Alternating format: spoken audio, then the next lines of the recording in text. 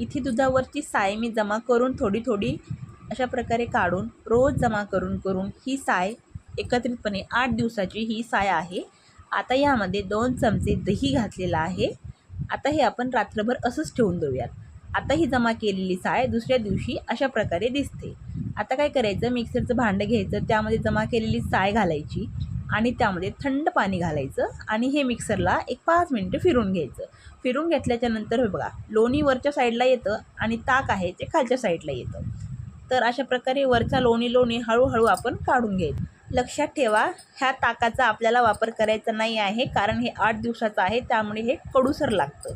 तर इथे लोणी वेगळी करून मी एक पातेल्यात घेतलेली आहे। आता गॅस चालू करून साधारण मंद गॅसवर मला एक 25 मिनिटं वेळ हे तूप कढवण्यासाठी लागलेला आहे। हे बघा, अशा प्रकारे ह्या फ्लेमला आल्याच्या नंतर गॅस बंद करायचा आणि आतल्या आत ते तूप व्यवस्थितपणे होत राहतं। खूप जास्त होईपर्यंत हे तूप ठेवायचं नाही आहे। आता हे बघा, चाळणी घेतली, चाळणीनं मस्तपैकी व्यवस्थितपणे हे तूप मी गाळून घेतलेलं आहे। घरच्या घरी बनवलेलं हे आपलं तूप गार करून मी एका काचेच्या भरणीत स्टोअर करून ठेवलेलं आहे। तर माझे व्हिडिओ आवडले असतील तर माझ्या चॅनलला नक्की सबस्क्राईब